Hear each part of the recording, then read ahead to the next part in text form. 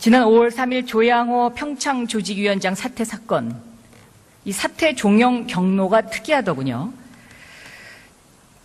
이란 출장 직전에 안종범 수석이 국무조정실장에게 사퇴를 하라고 전화를 합니다. 그리고 국무조정실장이 김종덕 문체부 장관에게 지시를 하는 이런 형국입니다. 총리께서는 보고를 받았습니까? 평창올림픽조직위원회는 문체부 산하 조직으로 되어 있습니다. 그리고 총리실에서 직접 관여하는 것은 아니기 때문에 제가 그런 자세한 내용은 보고받지 못했습니다. 총리는 지금 거짓말하고 계십니다. 제가 아는 대로 말씀을 드리고 있습니다.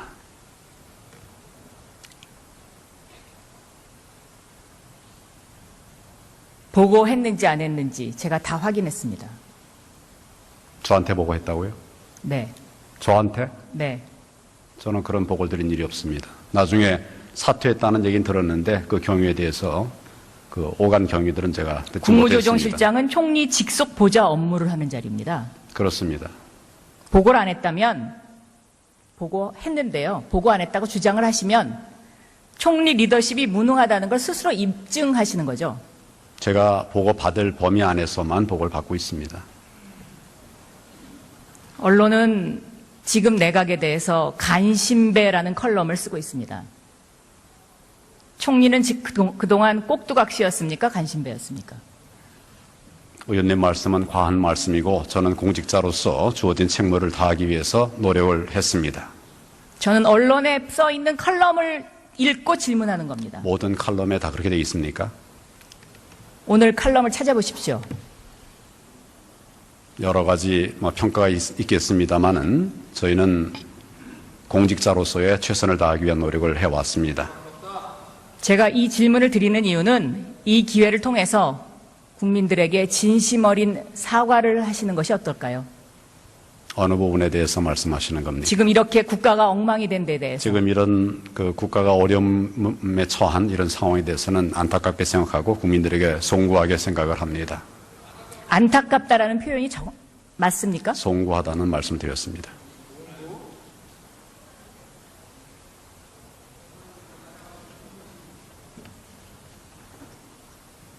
저는 큰절을 하면서 펑펑 울면서 사죄를 해도 국민들이 용서 안 할 것 같은데요. 예, 그런 의원님 말씀 잘 알겠습니다.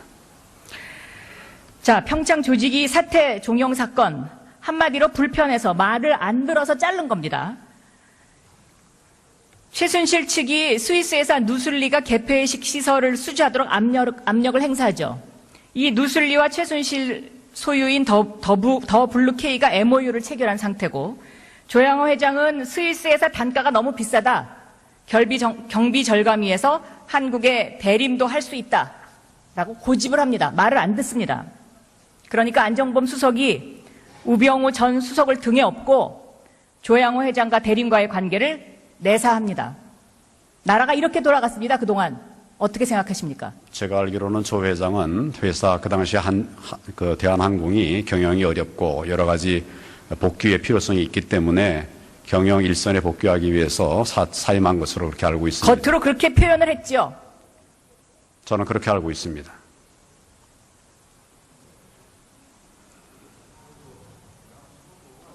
국가의 경제를 책임져야 할 경제수석실, 대한민국의 정의를 바로 세워야 할 민정수석실에서 이런 식으로 조폭 같은 행동을 한 겁니다. 우리나라 기업들을 상대로. 그래서 이 기업들이 그런 내사하겠다는 협박 받고 미르재단에 돈을 내기 시작하죠. 총리는 여기에 대해서 어떻게 생각하십니까? 미르재단은 문체부에 등록을 하고 또 나름대로의 이제 목표를 가지고 운영을 했다고 그러는데 많은 의혹과 또 불법 시비가 있기 때문에 지금 그 부분에 관해서 검찰에서 특별수사본부를 만들어서 수사를 하고 있습니다. 지금 이 특별수사본부는 제가 알기로는 서울지검장이 본부장을 맡고 있는 것으로 알고 있는데 그랬던 선례가 없습니다. 그만큼 검찰의 수사 의지를 나타내는 것이기 때문에 철저하게 수사할 수 있도록 그렇게 저도 관심을 갖겠습니다. 지금 수사의지, 특별수사본부 언급하셨는데요. 거기 본부장이 누굽니까, 지금? 이영렬 본부장. 누가 서울지검장. 임명했습니까? 서울지검장입니다. 서울지검장 누가 임명했습니까? 대통령께서 임명하셨습니다. 대통령께서 이영렬 이분을 반드시 해주세요. 누가 시켰습니까? 모든 검사에 대한 인사권은 대통령에게 있습니다. 최순실이 임명한 사람입니다. 김학의 차관 사건 똑똑히 기억하시죠? 법무부 장관 시절에 있었던 일이니까요. 그렇습니다. 그때 왜 그 불법, 그 말도 안 되는 동영상 때문에 임명 못했잖아요? 그때 왜 시간 끌었습니까? 결국 김학의 차관의 누나, 최순실 자매와 친분이 있는 그 이유 때문에 그런 거 아닙니까? 이영렬 검사장도 똑같습니다. 지금 수사가 제대로 될까요? 제가 알기로 이영렬 검사장은 역량을 갖추고 또 검사들에게 존경을 받는 검사로 알고 있습니다. 그리고 이것은 이영렬 검사장이 혼자 하는 것이 아니라 제가 알기로 30몇 명, 역대 가장 많은 검사들이 투입돼서 거기서 함께 지금 노력하고 있기 때문에 어떤 한 사람이 방향을 왜곡하거나 틀 수가 있는 그런 시스템이 아닙니다. 자, 그 밑에 윤갑금 검사 팀장이죠. 윤갑근 검사장이 그래서 팀장인지는 모르겠습니다. 윤갑근은 다른 특별수사 팀의 팀장이었습니다. 지금 그 팀이 두 개 합쳐졌는지 그 부분은 제가 확인해 봐야 되겠습니다. 황교안 총리께서 이 사람 한 사람만 봐달록에서 임명한 사람이 바로 윤갑근 아닙니까? 성균관 대학교. 전혀 그렇지 않습니다. 의원님 말씀은 그 부분은 정정하셔야 됩니다. 증언해주는 검사가 있는데요. 제 후배인 건 맞습니다만은 제가 지금 그 의원님 사람 말씀하신 거는 전혀 증언해주는 맞지 검사 않습니다. 이름까지 될까요? 되세요. 제가 전혀 하지 않은 일입니다. 지금 수사가 제대로 될까요? 이런 상황에서? 법무부 장관 출신이기 때문에 너무나 내용을 잘 알고 있을 것이라고 생각해서 질문 드리는 겁니다. 예, 검찰이 엄중한 상황을 알기 때문에 철저하게 수사를 할 것으로 생각합니다. 샤머지즘 얘기했습니다. 지금 언론을 달구고 있고 많은 현상들을 목격하면서 아직도 믿기지 않습니다. 그런 상황들 보면서 어떤 생각 드십니까? 의원님 방금 전에 통진당 해산을 최순실 아니요, 제가 묻는 질문에 답변하시지요. 예, 그냥 제가 그거는 모두 발언을 했을 뿐입니다. 묻는 질문에 답변 주시기 바랍니다. 이 부분은 제가 헌재에 직접 청구한 사건입니다. 잠시만요. 그거는 다른 경로를 통해서 본인이 보도자를 뿌리든지 페이스북에 쓰든지 다른 경로를 통해서 말씀하십시오. 제가 직접 청구한 사건입니다. 잠시만요. 총리님, 제가 사전에 현안 질의에 대한 답변 태도에 대해서 제가 가이드를 해드려야 되겠습니다. 제가 저 자리에 앉아서 그간 정부 대정부 질문에 답변하시는 모습 여러 번 봤습니다. 그런데요, 조금 바뀌셔야 할 것 같습니다. 곧 그 자리에서 물러나시겠지만 답변 태도 온당치 않습니다. 저 이 자리에 국회의원으로 서 있습니다. 법조인으로 한참 경력 부족합니다. 예, 경력 존중합니다. 그렇지만 저는 국민의 대표입니다. 관료에게 갑질을 하러 이곳에 나와 있는 게 아닙니다. 제가 언성을 높일 수도 있고요. 때로는 힐난조로 이야기할 수도 있습니다. 왜? 국회의원 이재정은 국민입니다. 저는 국민입니다. 언짢더라도 다른 곳에 가서 해소하십시오. 오늘 저녁 친구 만나서 소주 한잔 하십시오. 저한테 노려보는 태도거나 아나무인적 태도로 거만하게 답변하시면 안 됩니다. 뒤에 계신 국무위원님들 모두 마찬가지입니다. 주지하시기 바랍니다. 그리고 또 하나, 총리님은 검사가 아닙니다. 이제껏 답변 태도를 보면요, 증거 가져오라고 하시고요. 그 다음에 증거가 있어야지만 국무총리로서의 조치를 취하겠다고 하십니다. 그러면 차라리 검사하시지 그랬습니까? 차라리 변호사 하시지 그랬습니까? 국무총리는 그런 자리가 아닙니다. 증거를 가지고 움직이는 자리가 아니라요, 정치적인 묘미를 발휘해서 국정 갈등을 해소하는 자리입니다. 자, 태도에 참조하시기 바랍니다. 묻습니다. 샤머니즘 어떻게 보셨습니까? 제가 직접 경험한 사실에 대해서 의원님이 사실이 아닌 말씀하시기 때문에 제가 묻는 질문에 대해서 여쭙습니다. 그런 부분에 대해서 설명할 기회를 주십시오. 아니요, 이 자리에서 못 드립니다. 그리고 지금 여러 번 자, 질문하겠습니다. 예, 샤머니즘 그냥 시스템적으로 이루어진 것들 때문에 제가 얘기합니다. 저희 국회뿐만 아니라 해외 방방곡곡에 우주의 기운이 배포되었습니다.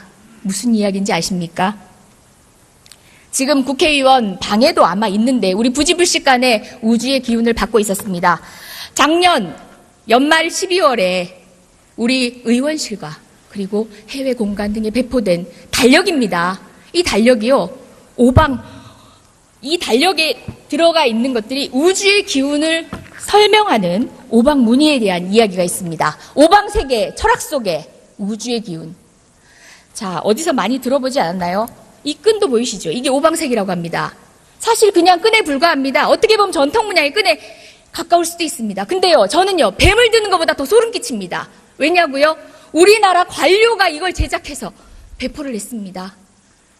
대통령님이 어린이날 어린이들에게 간절히 바라면 이루어진다고 우주의 기운을 말씀하셨습니다.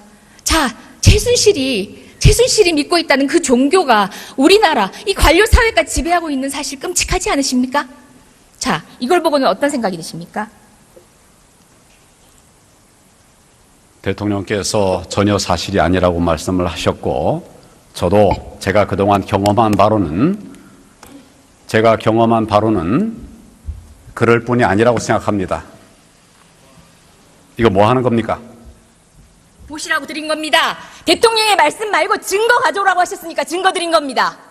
제가 증거 가져오라고 한 일 없습니다. 증거에 이제껏 따라서 계속 그런 식으로 답변에 일관하시지 증거에 않습니까? 따라서 수사하는 것이고 증거 진실을 보십시오. 밝히는 것이다. 이렇게 이야기를 했습니다.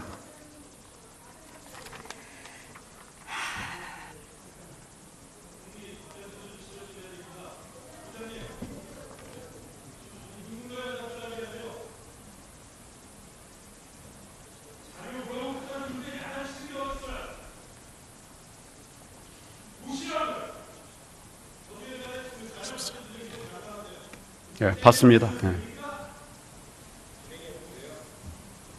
발행인 어떻게 되는지 한번 보십시오. 대통령이 사실이 아니라는 말씀과 달리 우리나라 문체부가 정부가 제작해서 배포한 것에 어떤 내용이 들어있는지 한번 보십시오. 기다리겠습니다.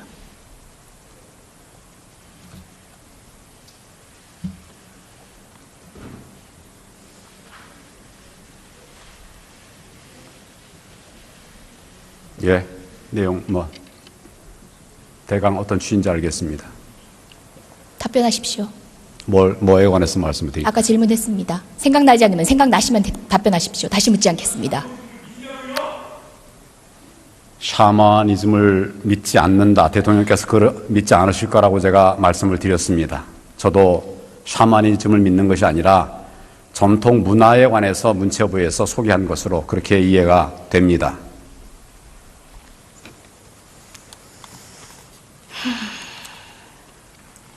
다음 질문하겠습니다. 신바람 페스티벌 들어보셨습니까? 작년 8월 15일 광복절 행사입니다. 미르재단 예행 연습하는 재벌들 갈취한 행사입니다. 들어보셨습니까? 그 내용은 제가 듣지 못했습니다. 총리하시면서 뭐 하셨습니까? 할 일이 많습니다. 할 일이 많아서 국정에 중요한 행사를 이렇게 놓치셔도 됩니까? 대통령님이 특별히 챙기신 행사인데 8.15 행사에 관해서 중요한 부분들을 참석도 했고 그렇게 하고 또 챙겨봤습니다. 할 일이 많다는 답변이 어디 있습니까 지금? 총리께서 그런 식으로 답변을 하세요. 그런 세세한 행사까지 다 제가 챙기지 못한다는 말씀입니다. 총리께서 아무래도 국무위원 자격으로 국회에 나오셔서 우리 의원들 질문에 답변하고 계시니까 조금 불편하시더라도 적절하게 잘 처신해 주시기를 당부드립니다. 지금 너무 사실과 다른 말씀들이 많기 때문에 제가 말씀을 안 드릴 수가 없어서 말씀을 드리는 겁니다. 유의하겠습니다. 의장님 말씀에 유의하겠습니다.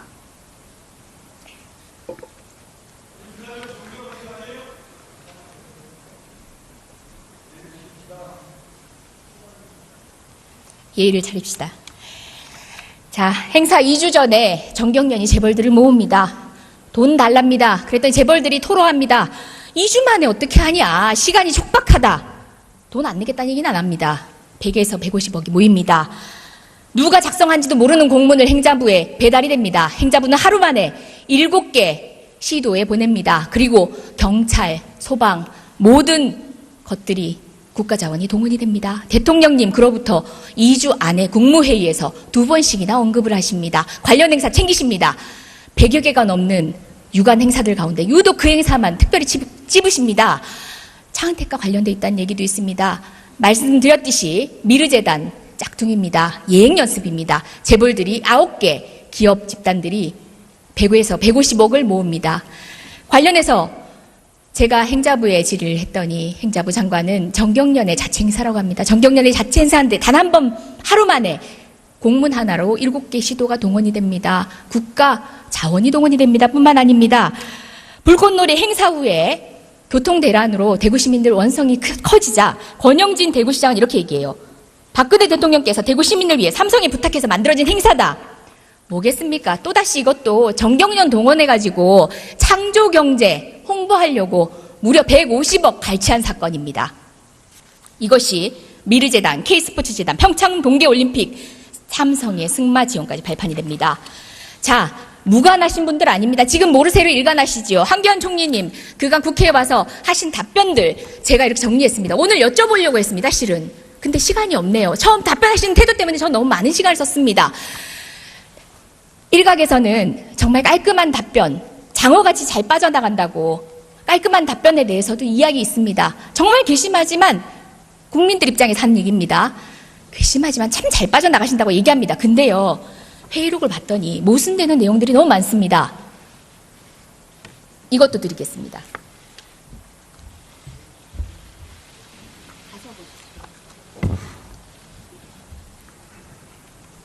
그래서 제가 부역자라고 하는 겁니다. 그간의 한 발언들, 사람들 간략히 한번 보겠습니다. 김기춘 전 대통령 비서실장입니다. 맹세코 비선 라인 없다고 합니다. 연설문 외부 유출 있을 수 없다고 했습니다. 우병우 전 민정수석 황제 조사였죠. 자, 차은택이 얘기합니다. 이성환 전 미르재단 사무총장이 우병우 수석이 뒤를 봐주고 있다라고 했다고 합니다. 직무유기 혐의를 받고 있습니다. 조윤선 문화체육부 장관입니다. 제가 시간이 없어 못 불러내네요. 예, 철저하게 최순실 모른다고 하다가 사건이 불거지자마자 이제는 모르세 하더라고요. 독대한 적 없다고 합니다. 김종 전 차관, 김희정 전 장관, 강은희 장관 모두 다르지 않습니다. 이런 발언들, 정유라를 감싸고 비호했던 발언들, 그래서 제가 부역자라고 말했습니다. 황교안 총리님 다르지 않습니다. 비선 실세 본 적도 없다고 얘기합니다. 예? 사실상 총리로 있을 때 있었던 일들입니다. 그 사건에 대해서 최순실과 개인적 인연이 없다고 해서 과연 모르쇠로 일관할 수 있으며 그 답변이 진실이라고 볼 수 있습니까? 물론 개인적 인연이 없는 것인지도 잘 모르겠습니다. 말씀을 드릴까요? 모르쇠가 아니라 최순실이라는 사람을 저는 모릅니다. 회자가 되는 것들이 있기 때문에 그런 이야기는 그 사람에 대해서는 제가 알고 있었습니다. 그렇지만 이런 비리가 있다고 하는 그런 구체적인 자료와 함께 그것이 논의가 되지 않았기 때문에 그동안 진행이 되지 않았던 것으로 알고 있습니다. 그러나 이제 이번에 이런 많은 문제들이 제기가 됐고 또 증거들도 도출되고 있기 때문에 정부 차원에서 면밀한 수사를 하고 그에 상한 처리를 하겠다고 해서 특별수사본부를 만들고 검사 45명 역대 최대입니다. 많은 사람들을 동원해서 진상을 밝히기 위한 노력을 하고 있다는 점을 말씀을 드립니다.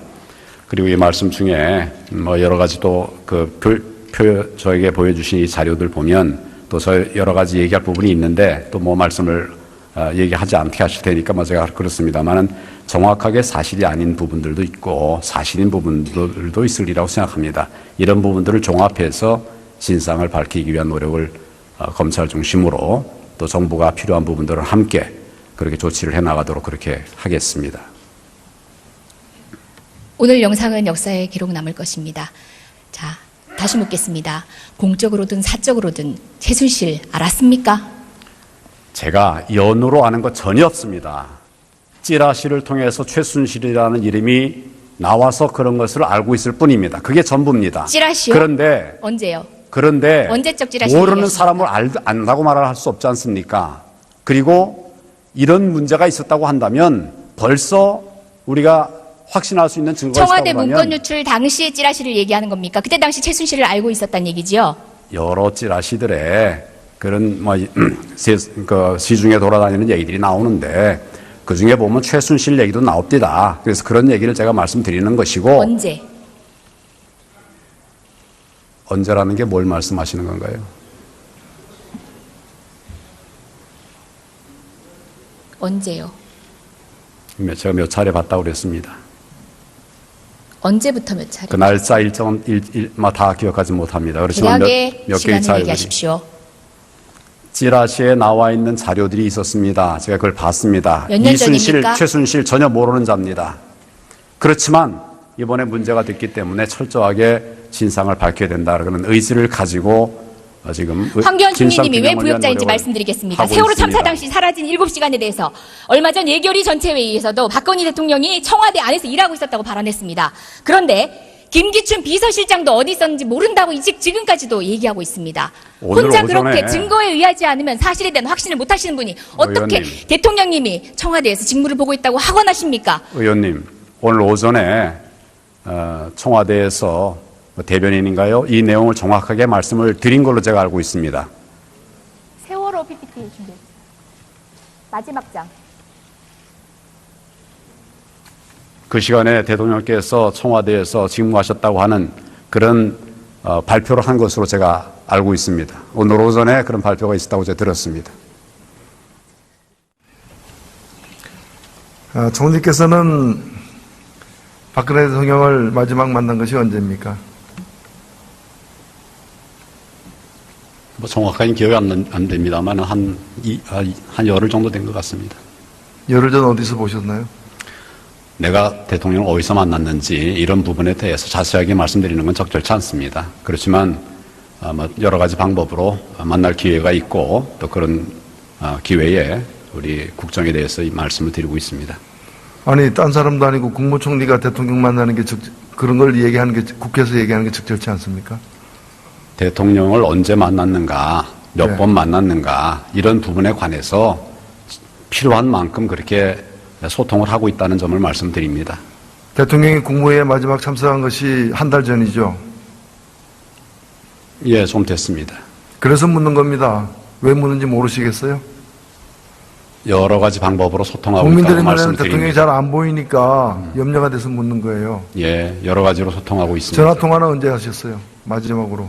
예, 얼마 안 됐습니다. 자주 하고 있습니까? 그렇습니다. 국무총리 경질 사실은 어떻게 통보받았습니까? 제가 통보를 받은 것이 아니고 네. 말씀드린 여러 소통 기회에 의견을 나눴습니다. 의견을 나눴다고요? 그게 언제입니까? 김병준 총리 내정자를 이렇게 내정한 걸 발표한 그날입니까? 그 전날입니까? 예, 훨씬 전입니다. 훨씬 전이에요? 그렇습니다. 어느 정도 전입니까? 상당 총리는 기간 전입니다. 국회에서 대통령에게 사의를 밝힌 바 있다고 했지만 국회에 나온 청와대 이 비서관들은 그런 사실이 없다고 국회에서 발언한 거 알고 계십니까? 비서관들은 저와 대통령이 나눈 이야기들을 다 모릅니다. 본인들이 알고 있는 것만 말씀을 드린 겁니다. 사적으로 알고 있는 게 아니라 공적으로 기록된 걸 가지고 비서관이 답변했어요. 본인이 행동한 것을 말씀드린 것입니다. 내일 오후에 광화문에 촛불 집회가 있는 거 알고 계시죠? 알고 있습니다. 총리로서 좀 소회가 있습니까? 그런 상황에 이르게 된 것에 대해서 안타깝게 생각을 합니다. 미복을 해서라도 그 현장에 좀 나가서 국민들의 목소리를 들어볼 의향은 없습니까? 의원님 말씀 참고하겠습니다.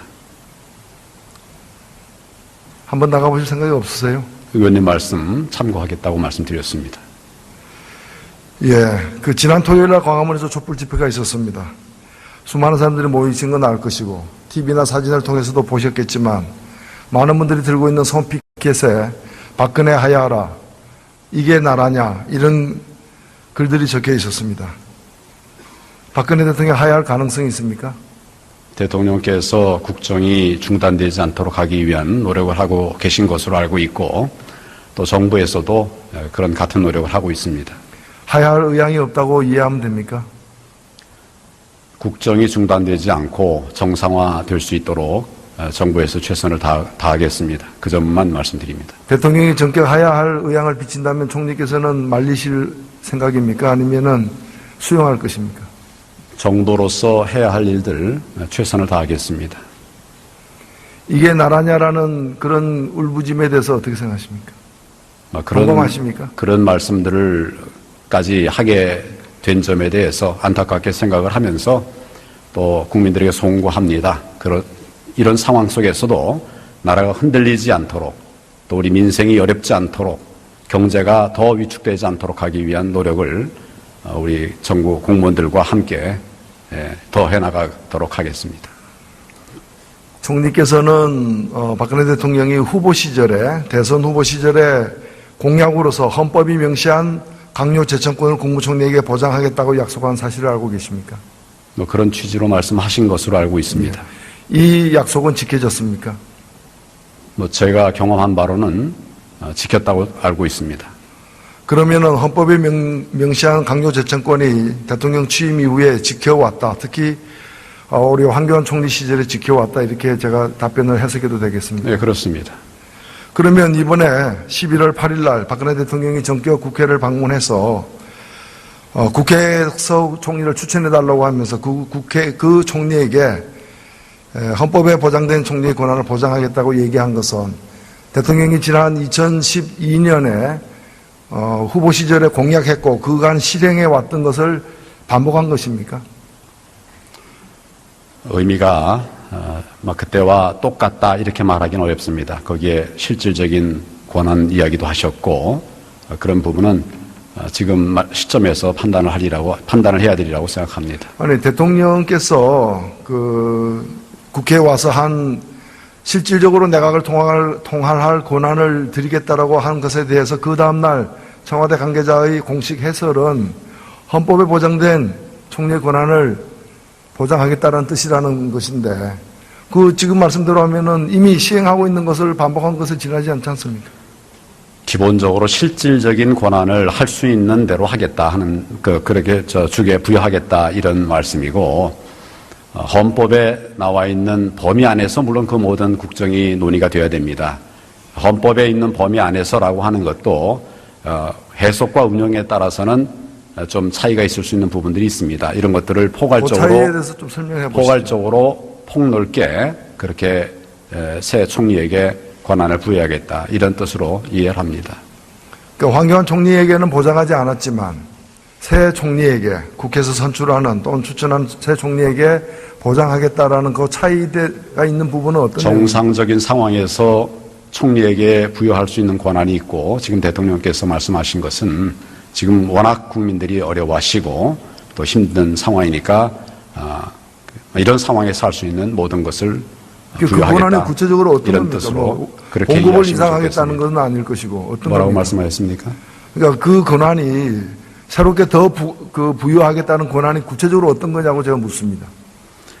통상 국무총리가 할 수 있는 것은 내가 대통령을 보좌하고 대통령의 명을 받아서 내각을 통할하는 것입니다. 그리고 그 외에 많은 대통령의 권한들이 있습니다. 그 대통령의 권한에 대해서 대통령이 직접 행사하실 수도 있는데 그 대통령의 권한의 일부를 그 총리에게 위임하고 사실상 할 수 있도록 하게 그렇게 하는 방법들이 있습니다. 그럼 예를 들면 장관 임명에 있어서 사실상 대통령이 추천하면서도 총리가 제청한 것으로 간주해서 임명하는 관례를 벗어나서 실질적으로 추천을 하겠다라는 그런 뜻으로 해석할 수도 있습니다. 그 말씀 그대로 이해해 주시기 바랍니다. 어느 말씀이요? 대통령께서 말씀하신 것이 대통령으로 얘기한 대로 하면은 2012년 공약이나 이번에 11월 달에 국회 찾아와서 한 약속이나 똑같아요. 지금 상황에서 헌법상의 강요 재청권을 국무총리에게 부여하겠다는 것은 바로 4년 전 공약이었고 지금 되풀이되고 있는 것이에요. 그럼 그동안 공약을 안 지켰다는 것으로 우리가 유추 해석할 수밖에 없는 건데 총리께서는 공약을 또 지켜왔다고 얘기하고 있지 않습니까? 제가 부연 설명을 드린 이런 내용들에 대해서 의원님께서 잘 아시리라고 생각합니다. 그런 모든 할 수 있는 부분들을 신임 총리에게 주어서 국정에 통할권을 강화하도록 그렇게 하겠다는 취지로 이해를 해 주시기 다시 바랍니다. 묻습니다. 그러면 대통령께서는 지금 헌법에 보장된 총리의 권한을 보장하되 국무위원 제청과 관련해서는 그 이전보다는 더 좀 큰 폭의 권한을 드리겠다라고 제안하는 것으로 이해해도 됩니까? 실질적 권한이라고 하는 말씀 그대로 받아주시면 좋겠습니다. 아니, 저는 만일 그렇게 끝내 답변을 안 하시는데 저는 답변을 안 하시는 게 솔직하다고 봐요. 그렇게 해석합니다. 그러나 일부 언론에서 이걸 좀 과도하게 해석해가지고 대통령이 마치 장관 임명권을 갖다가 새 총리에게 부여하는 것으로 해석들을 하는데 그렇다면 더욱 납득하지 못할 것이 뭔가 하면은 바로 한미 군사정보협정 164명의 국회의원들이 반대하고 있어요. 그런데 이걸 갖다가 지금 다음 주에 처리하겠다고 하고 있거든요. 만일에 야당이 추천하는 국무총리를 임명해가지고 그 국무총리가 제청하는 장관들로 내각을 구성하겠다는 것이 대통령의 실제 뜻이라면은 대통령은 지금 한 얼굴로 두 가지 얘기를 하고 있는 거예요. 한편으로는 새 내각에 권한을 주겠다는 거죠. 하나는 새 내각이 어떻게 들어서든 내가 해왔던 대로 해나가겠다는 걸 얘기하고 있는 것 아닙니까? 어떻게 생각하세요? 국정의 중단이 있어서는 안 되지 않겠습니까? 국정은 국정대로 정상적으로 운영이 돼야 될 것이고 지금 대통령께서 말씀하신 부분은 또 말씀하신 그대로 약속을 지키시리라고 생각을 합니다. 국정의 중단이 아니고 실질적으로 박근혜식 국정을 중단하지 않겠다는 겁니다.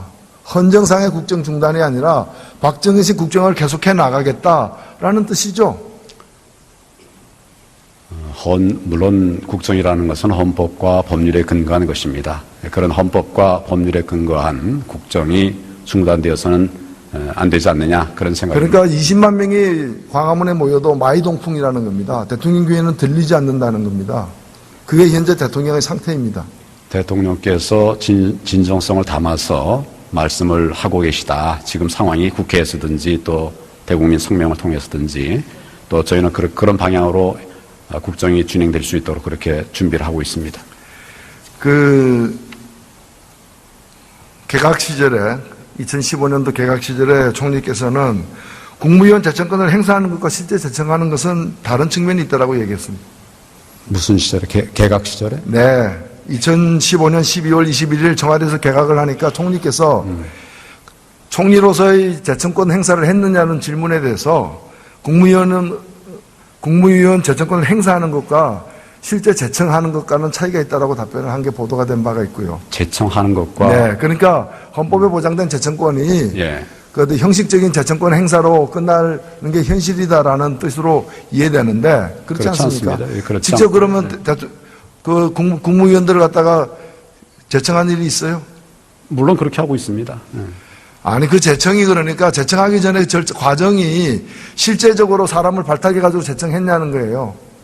사람을 발탁하는 방법은 여러 가지가 있습니다. 그 여러 가지 방법들을 같이 활용을 해서 사람을 찾고 또 검증을 하고 이렇게 해가지고 국무위원들 추천하고 또 임명하는 것입니다. 그러면 이번에 박성주 국민안전처 장관 내정은 누가 했습니까?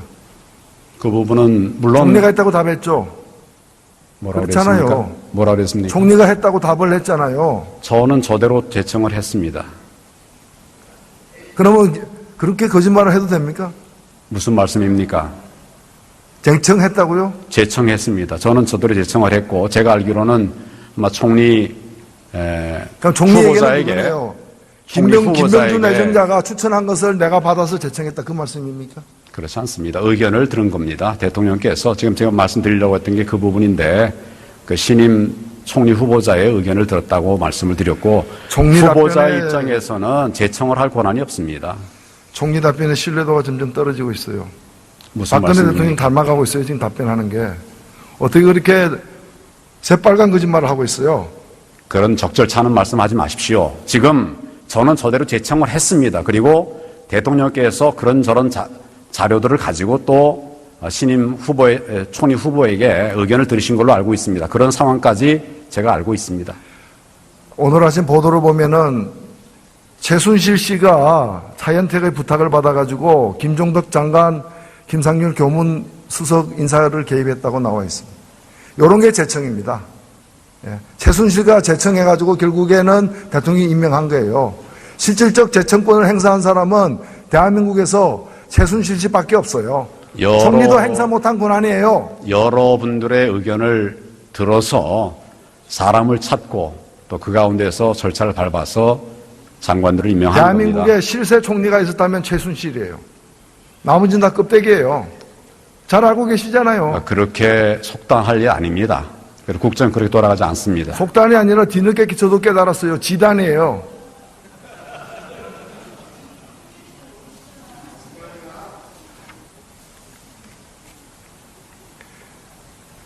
총리께 묻겠습니다. 지금 사의를 표명하셨죠? 제가 여러 번 자리에 연연하지 않는다는 말씀을 드렸고 책임이 크다고 그 말씀하시면서 말씀의 취지를 사실이라고 생각합니다. 네. 이 사태에 대해서 총리 책임이 큽니까? 대통령 책임이 더 큽니까? 저는 제 책임이 크다고 생각합니다. 대단하십니다. 예. 대통령 책임이 더 큰 게 아니고 그러면 황교안 게이트입니까? 저는 좀 더 박근혜 게이트인데 왜 황교안 게이트로 그렇게 스스로 이렇게 눈명을 뒤집었습니까? 위증하고 우리 계신데. 국정을 잘 보좌하고 그런 문제가 생기지 않도록 했어야 되는데 이런 일로 국민들에게 많은 걱정을 끼쳐드린 데 대해서 아주 송구하게 생각을 하고 있습니다. 박근혜 대통령의 불행은 바로 총리처럼 지근거리에서 대통령을 보좌하는 사람들이 직언을 못했기 때문입니다. 제가 말씀드릴 거는 다 드렸습니다. 제가 드릴 수 있는 분야에 관한 이야기들은 드리면서 소통하면서 그러니까 직언을 드릴 수 국정을 없는 사람이 해왔습니다. 총리여서 문제였다는 거예요. 제 얘기는. 무슨 말씀이라고 그랬습니까? 직언을 드릴 수 없는 사람이 총리였던 게 박근혜 대통령의 불행이라는 겁니다. 그 주변에 가장 가까운 거리에서 이것은 안 됩니다. 이것은 문제가 있습니다라는 얘기를 한 사람이 없었던 게 오늘 이 사태를 낳았던 거예요. 그래서 책임이 있다는 거예요. 잘못 알고 계신 그러나 그 부분들에 책임도 관해서 대통령이 직접 저지른 책임보다는 작다는 거예요. 왜 스스로 형량을 높이십니까? 의원님 잘못 알고 계시는 부분에 대해서 제가 자세하게 설명을 드렸습니다. 예.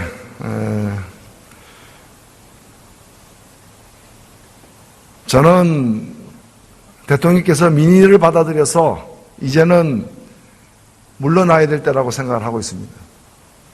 대통령은 즉각 이선 후퇴를 해야 됩니다. 질서 있는 퇴진 프로그램을 이제 발표해야 됩니다.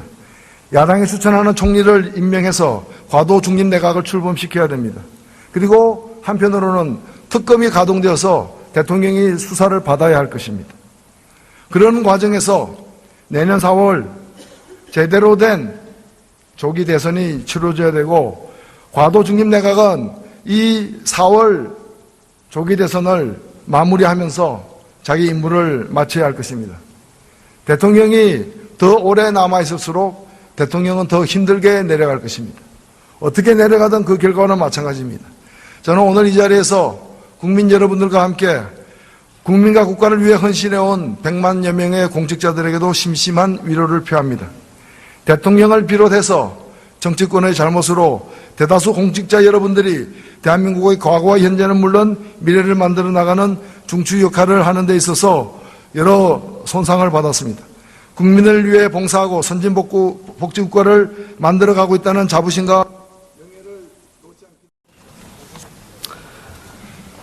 오늘 본회의 방청석에는 2년 전 최순실 딸의 승마 특혜, 살생부 의혹을 제기했던 승마인들이 함께 와 계십니다. 손 한번 들어보시죠.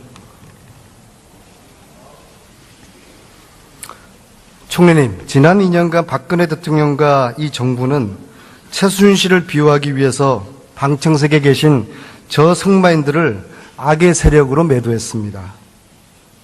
이제라도 총리가 대신하여 저분들에게 사과를 해야 하지 않겠습니까?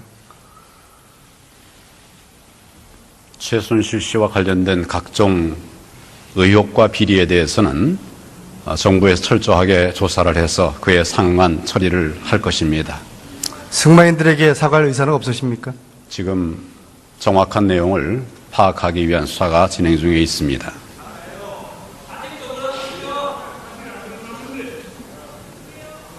이 긴급 현안 질문이 끝나는 대로 승마인들은 총리가 사과하지 않으셨으니까 대통령의 사과를 요구하는 기자회견을 잠시 후에 할 것입니다. 총리님, 대포폰이 무엇인지 설명 한번 해보십시오. 예, 뭐 의원님 잘 아시리라고 생각합니다. 대포폰이 뭡니까?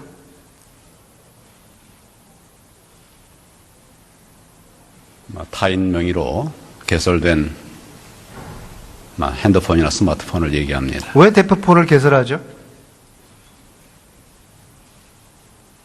여러 이유가 있습니다. 좋은 데 사용합니까?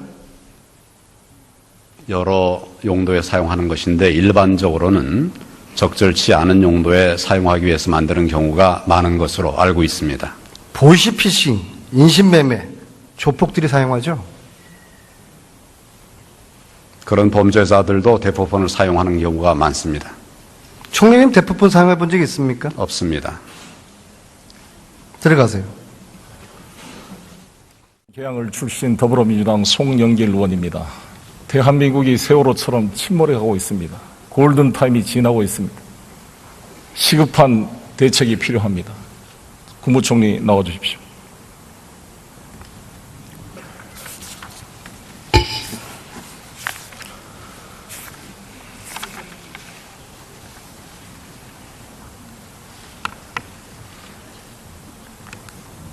총리께서는 2013년부터 법무부 장관을 하셨죠. 그렇습니다. 국정농단 사태를 막을 수 있는 기회가 2014년도에 정윤회의 비롯한 십상시의 국정농단 의혹 때였다고 이야기합니다. 동의하십니까? 그 당시에 제기됐던 의혹들에 대해서 검찰이 할 수 있는 모든 수단들을 다 동원해서 진상 규명을 하기 위해서 노력을 했습니다. 부족한 부분들도 있었겠지만 검찰에서는 주어진 법적인 한계 속에서 최선을 다한 것으로 저는 보고를 듣고 있습니다. 진상 규명을 했어요? 조사와 진상 규명을 했습니다. 진상 규명을 한 게 아니라 조응천을 기소하고 박광천을 구속시키고 국정농단 사태를 파악을 해 뛰었던 경찰들을 해고시키고 자살에 이르게 한 거 아닙니까? 이게 진상 규명입니까? 제가 말씀드린 것처럼 그 당시에 제기됐던 의혹들에 대해서 검찰이 조사를 최대한 노력을 해서 아니, 그 조사 결과에도 지금도 동의하시냐고요. 했고 그 결과 밝힐 수 있는 것은 다 밝혔다. 뭘 밝혔어요? 말씀드린 것처럼 국정 논란의 주범이 조응천과 박광천이란 말에 동의해 지금도 총리는?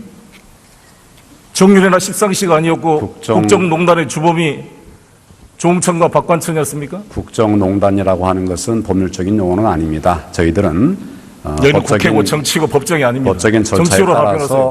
법적인 절차에 따라서 수사를 했고 혐의가 인정되는 부분들을 기소를 했습니다. 조응천 무죄된 거 아시죠? 예, 나중에 무죄가 난 것으로 알고 있습니다. 뭘 잘했다고 그렇게 총리는 그렇게 뻔뻔하세요? 잘했다 못했다가 아니라 아니, 그러니까 그 당시에 절차에 국정농단을 관해서 말씀을 드리는 했던 겁니다. 정윤회를 무죄 처리하고 그때 서울지검의 결론이 조응천, 박광천이 박지만을 이용해서 국정을 농단한 사태다. 대통령이 말한 대로 찌라시에 의존해서 국기를 문란시킨 행위다 이렇게 말했는데 그렇게 따라간 거 아닙니까, 검찰이?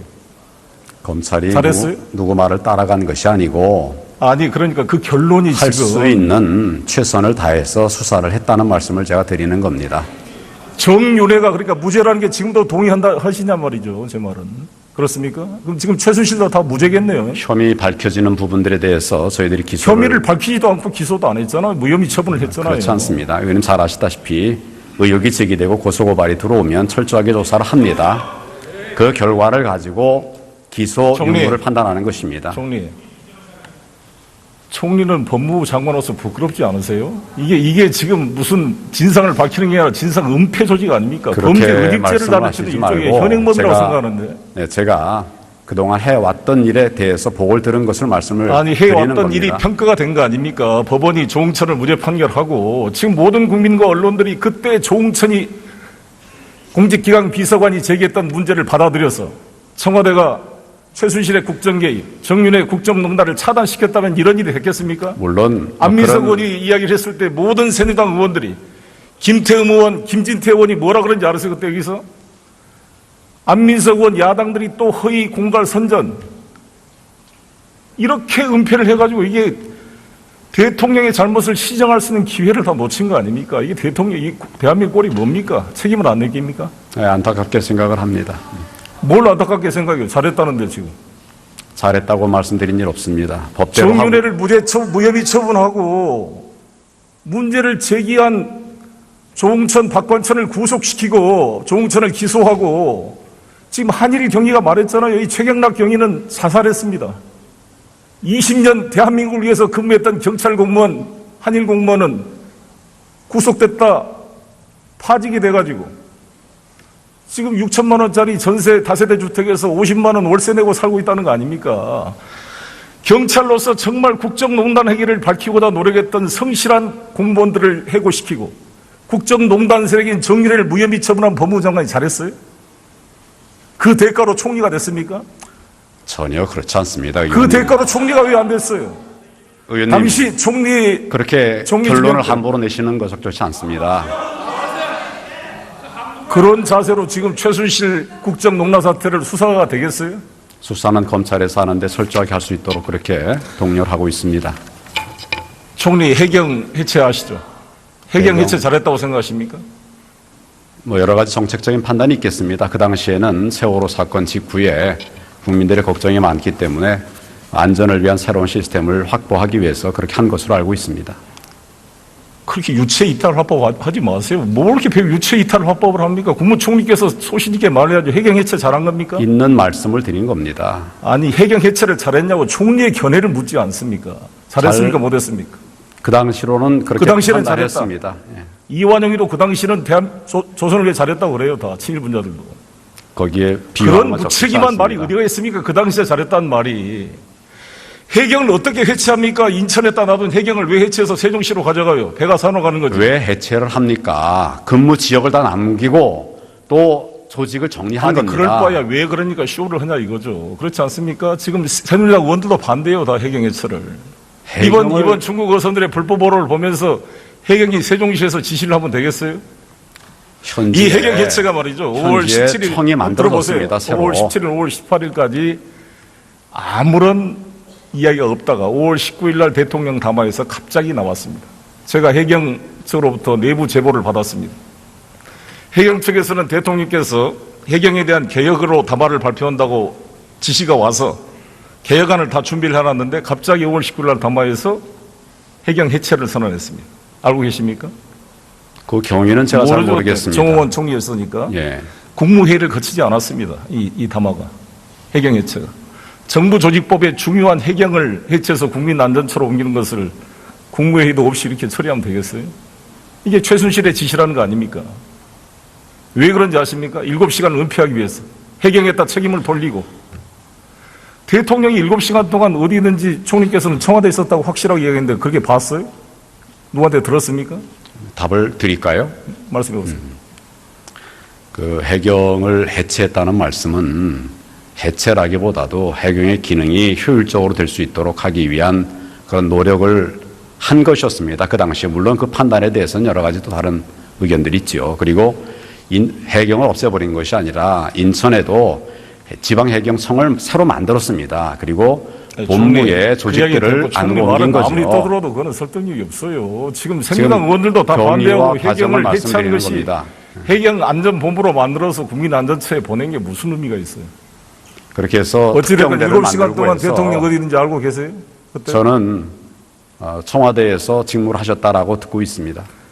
아니 법조인 분이 hearsay is no evidence 몰라요? 전문 법칙은 증거 능력이 없어요. 본인이 알지 못하는 걸 남이 했다 들었다 어떻게 확신합니까? 저에게 물으니까 제가 알고 있는 내용을 말씀을 드리는 겁니다.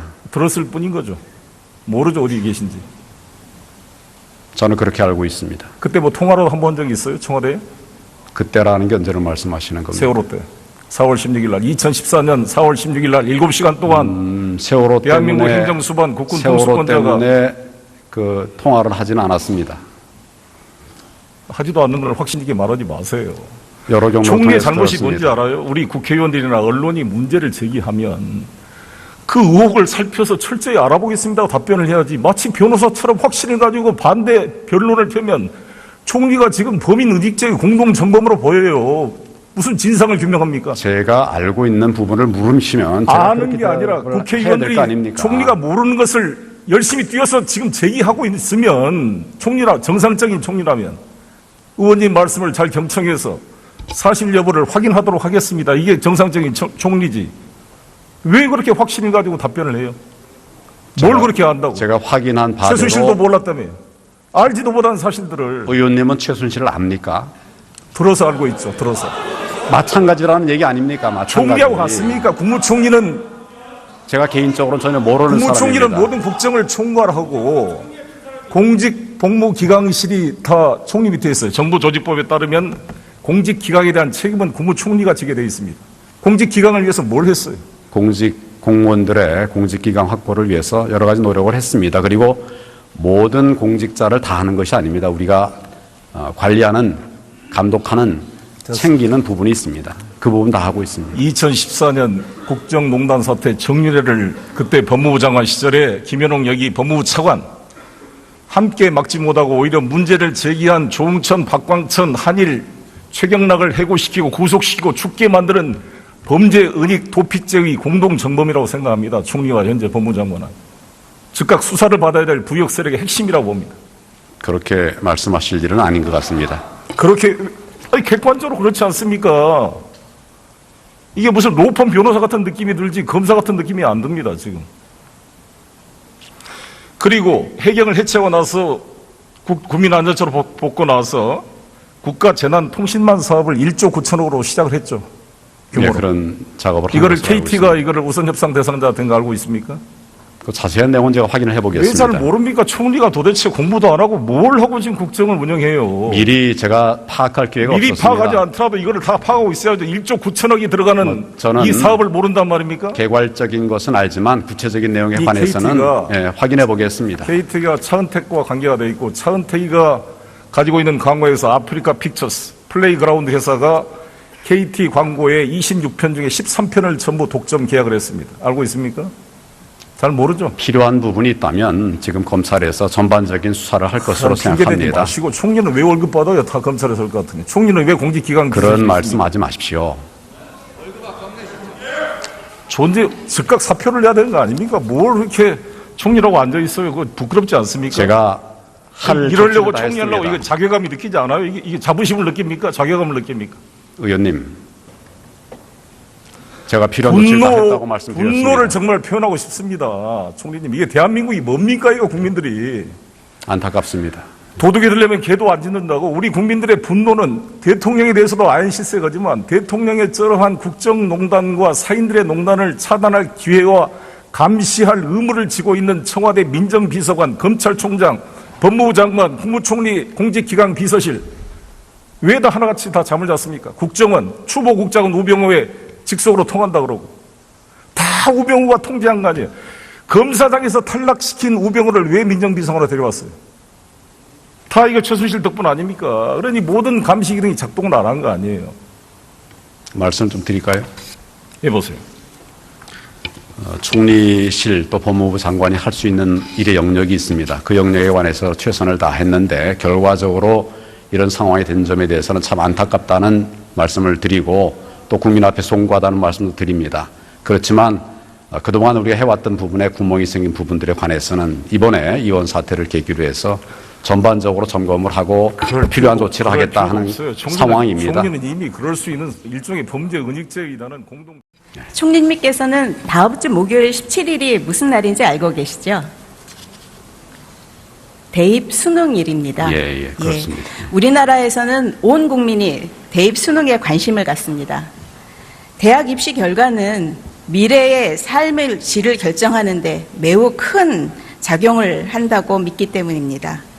그래서 우리 청소년들은 많은 것을 포기하고 인내하고 잠까지 줄여가면서 대학 입시를 준비합니다. 그런데 최순실 씨 딸 정유라 씨는 어땠습니까? 출석도 제대로 하지 않고 고등학교 졸업했습니다. 또 정유라 맞춤형 입시제도를 만들어진 명문여대에 입학했습니다. 시급 6,000원의 아르바이트를 뛰면서 학업을 병행하고 또 거기에 취업 걱정에 자격증까지 따야 했던 대학생들에 비해서 정유라 씨 대학 생활은 어땠습니까? 학교 가지 않아도 남보다 더 높은 학점을 받았습니다. 이런 정유라 씨가 돈도 실력이고 능력 없으면 부모 원망하라는 발언으로 젊은 청소년들과 부모 가슴에 비수를 꽂았습니다. 총리님, 지금 박근혜 하야 촛불 집회에 중고 학생들까지 참여하고 있다는 보도 보셨죠? 예, 그런 보도를 들었고 안타깝게 생각하고 있습니다. 예. 중고등학교 학생까지 온 국민은 대통령을 권력을 등에 업은 최순실과 그 측근들이 자신들 사익을 위해서 국가, 사회, 학교 시스템을 이용하고 농락한 것에 대해 분노하고 절망하고 있습니다. 이런 국민의 절망감과 분노를 줄여줄 수 있는 방법은 딱 한 가지라고 생각하는데 혹시 그 방법이 뭐라고 생각을 하십니까? 기본적으로는 관련된 모든 의혹들 다 철저하게 조사하는 것이고 지금 의원님 말씀하신 학생들의 입시 비리라든지 또 학교에서의 문제, 성적 관리라든지 이런 부분에 관한 문제는 정말 있어서는 안 될 일이라고 생각을 하고 그 부분에 역점을 둬서 지금 아마 특별 감사를 하고 있는 것으로 알고 있고 그 뒤에 필요하면 수사로도 이어지지 않을까 생각합니다. 예, 예. 총리님 말씀이 맞고 그 뒤에 책임자가 책임을 지는 모습을 보여야 될 것이라고 생각을 합니다. 최순실의 국정농단이 영향을 주지 않은 곳이 없다고 알려져 있는데 저는 오늘 깨끗하고 또 공정해야 될 과학기술계와 학계까지도 그 영향력이 미쳤음을 한번 확인하려고 합니다. 총리님, 정유라 특혜 의혹인 이화여대 3인방 교수에 대해서 들어보셨습니까? 그런 말은 제가 들었습니다만은 개개 이름을 기억하거나 그러지는 않고 있습니다. 예. 이 특혜 교수 3인방은 정유라 씨 이화여대 입학 시기 전후로 해서 1인당 약 15억 정도의 정부 연구비를 지원받았습니다. 굉장히 이례적인 일인데 그런 거액 연구비 수주 과정도 아주 석연치 않습니다. 예를 들어서 이모 교수의 사례를 보면 2년간 50억짜리 대형 연구과제 기획위원으로 참여를 하고 그 연구과제는 이화여대가 주관기관으로 선정되고 이 교수 본인은 8억 2천만 원 세부과제 연구 책임자가 됩니다. 이른바 출제위원이 문제를 내고 자기가 답을 풀어서 합격하는 식으로 과제 수주를 했습니다. 그런데 더 놀라운 것은 이 과정을 총괄 지휘한 한국연구재단의 단장이 새누리당 당직자라는 점입니다. 화면을 봐주시면 이 김 단장은 연구과제를 선정하고 배분하는 권한을 가진 분입니다. 이분은 새누리당 당적을 보유한 것은 물론이고 재직 중에 새누리당 부대변인으로 임명을 받았습니다. 또 올해 3월에 20대 총선 비례대표 후보 신청까지 했습니다. 그리고 제가 문제를 제기하자 최근에 새누리당 당적을 탈당계를 낸 것으로 알고 있습니다. 상식적인 시각에서 보면 새누리당 당직자인 과제 선정 책임자가 정유라 특혜 교수에게 연구비 수주를 제공한 그런 꼴이 됩니다. 총리님, 이 김 단장이 배분한 연구비는 총 555억 원에 이릅니다. 이런 막대한 연구비 관리 배분 권한자가 특정 정당의 당직자를 겸하는 것이 합당하다고 생각을 하십니까? 제가 알기로는 연구재단에 용역을 주거나 또 연구를 시킬 때는 위원회를 통해 가지고 심사를 해서 결정을 하는 것으로 알고 있습니다. 이게 정상적으로 할 수 있도록 시스템을 갖추고 있는데 과연 의원님 말씀하시는 그런 것이 사실인지에 관해서도 위원회 여러 가지 조사나 또 수사를 통해서 검토를 하도록 그렇게 조치를 하겠습니다. 그 당직자가 그 연구재단 단장을 겸하는 거는 괜찮다고 보십니까? 그 부분에 관해서도 적절하다는 생각이 들지 않습니다. 많은 그 경위라든지 이런 것들은 좀 조사를 해봐야 될 것으로 생각합니다. 예, 확실하게 챙겨주시면 좋겠고요. 한국과학창의재단이라는 곳 알고 계시죠? 네, 알고 있습니다. 예, 이 과학창의재단은 과학기술 저변 확대와 인재 육성을 하는 아주 중요한 기관입니다. 그런데 이 과학창의재단이 2013년 7월에 창조경제문화본부 조직 신설을 한 이후에 조직을 4번 바꿔가면서 창조경제 각종 행사 홍보에만 83억 원의 예산을 지출합니다. 일종의 창조경제 홍보 조직이 되어버렸습니다. 이곳에는 언론에 보도된 바처럼 청와대 5급 행정관으로 근무했었던 최순실 씨 조카 처남이 채용된 바도 있고요. 전임 이사장은 지난 9월 임기를 채우지 못한 채 갑자기 사임을 했습니다.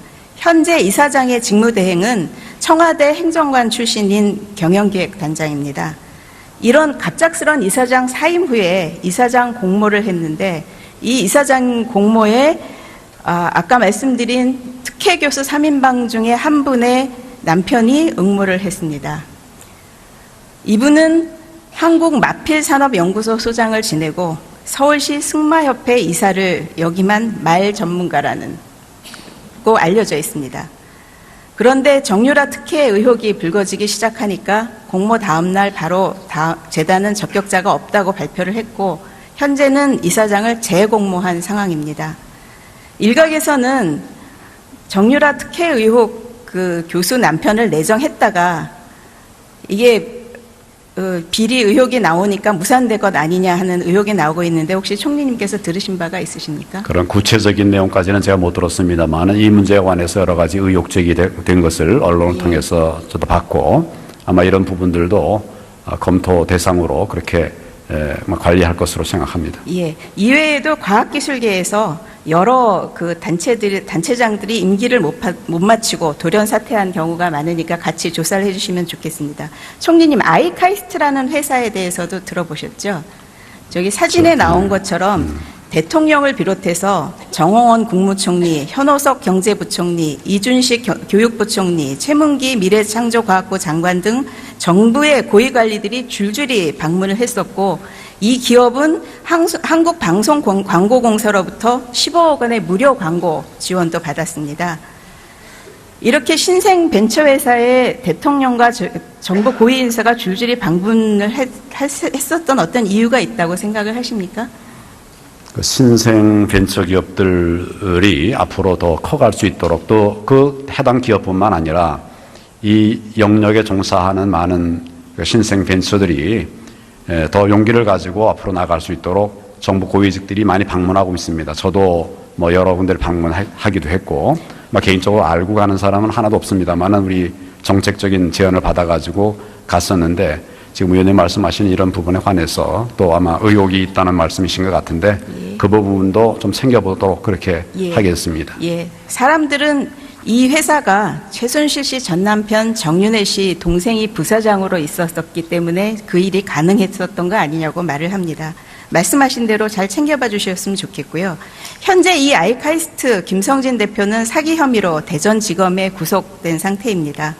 170억 횡령 자금에 대해서 아까 말씀드린 부사장을 통해서 최순실 씨나 정윤회 씨 쪽으로 흘러 들어간 것이 아닌지도 조사를 하고 있다는 그런 그렇게 알려져 있습니다. 저는 우리나라 과학기술의 상징인 카이스트의 이름을 사용했고 또 건실하게 성장할 수도 있던 기업이 이런 부도덕한 기업으로 찍힌 것에는 최순실 씨 일가 개입이 있어서 그런 것 아닌가 하는 생각을 하고 있습니다. 총리님 들어가셔도 좋습니다.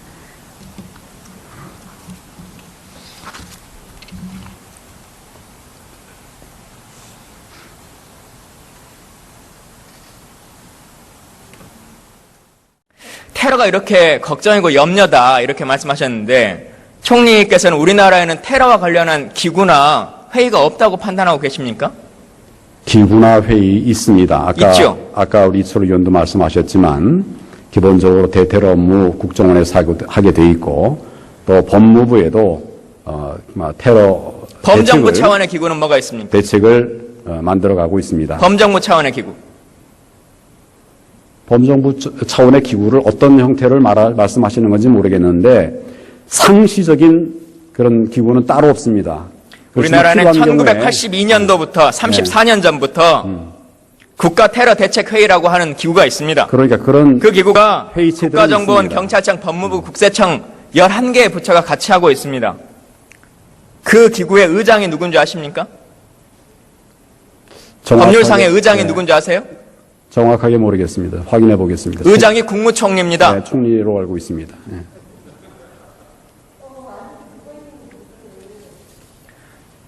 뭐 기구도 모르고 본인이 의장이신지 모르시니까 국가 테러 대책 회의는 한 번도 소집된 적이 없겠네요. 제가 온 뒤에는 지금 그 회의가 아니라 구체적으로 필요한 부분에 관계 부처들 협의를 하고 또 필요한 그 공무원들 모이고 또 전문가들 모여서 같이 한 번도 검토를 회의하신 하고 적이 없죠. 이 대처를 기구로서, 하고 의장으로서 회의하신 적이 없죠. 그 기구를 만들어서 그 기구를 회의를 하진 않았습니다. 총리 되신 지 몇 개월 됐습니까? 지금 8개월 채 안 됐습니다. 8개월. 법률에 의하면 반기의 1회는 정기회의를 하도록 되어 있습니다. 근데 하지 않고 있어요. 있는 기구도 쓰지 않으면서 테러 방지법 만들어서 국정원에게 도청, 감청할 수 있는 권한을 달라.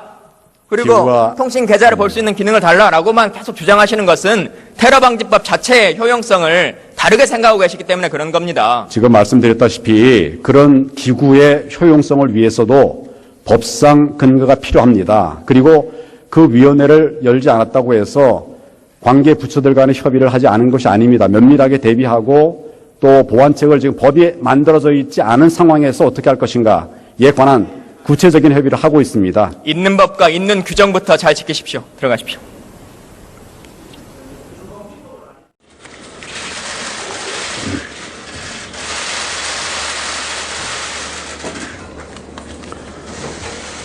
존경하는 국민 여러분, 저는 참으로 무겁고 안타까운 심정으로 이 자리에 섰습니다.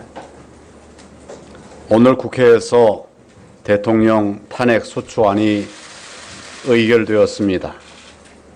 대통령을 보좌해온 저로서 지금의 상황에 이르게 된 데 대해서 깊은 책임감을 느끼고 있습니다. 국민 여러분께 진심으로 송구하다는 말씀을 드립니다. 현재 우리는 대내외적으로 많은 어려움에 직면해 있습니다. 최근 1년의 사태로 국정 동력이 떨어져 가고 있다는 우려가 많습니다.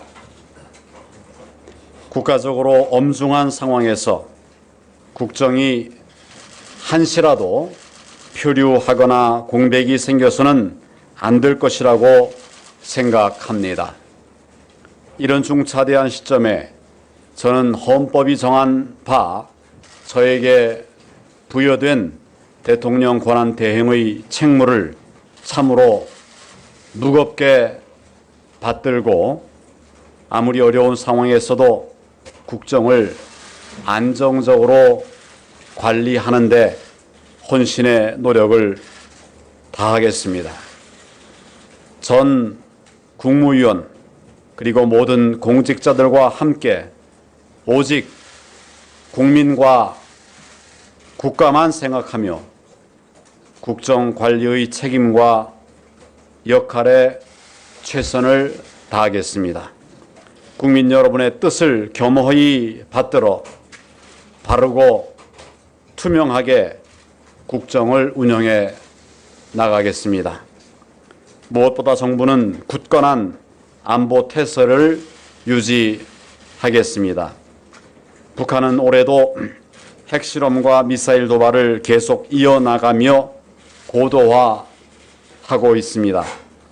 정부는 빈틈없는 국방 태세를 유지하는 한편 국제사회와의 긴밀한 공조를 통해서 북핵 문제에 철저히 대응해 나갈 것입니다. 국가의 안위를 지키는 데 총력을 기울이겠습니다. 외교 정책도 차질 없이 수행하겠습니다. 미국에서는 곧 새로운 행정부가 출범하는 등 세계 정세가 급변하고 있습니다.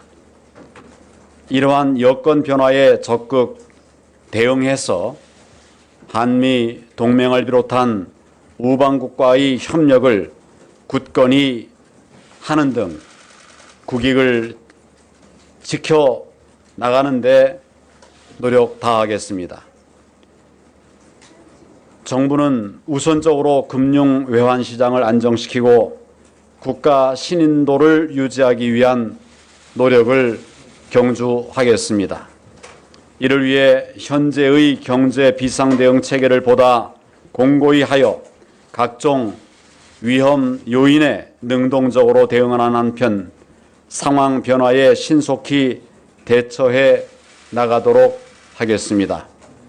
침체된 경제를 어떻게든 회복시키고 일자리를 확충하는 데 총력을 기울이겠습니다. 서민생활 안정과 국민 안전 강화에 필요한 대책들을 촘촘히 챙겨 국민 여러분에게 체감하실 수 있도록 모든 힘을 쏟겠습니다. 존경하는 국민 여러분, 저는 최근 국민 여러분께서 평화적 집회 등으로 민주적 의사 표시를 하시는 모습에서 성숙한 대한민국의 미래를 볼 수 있었습니다. 정부는 국민 여러분의 목소리를 경청하여 최대한 국정에 반영토록 하겠습니다.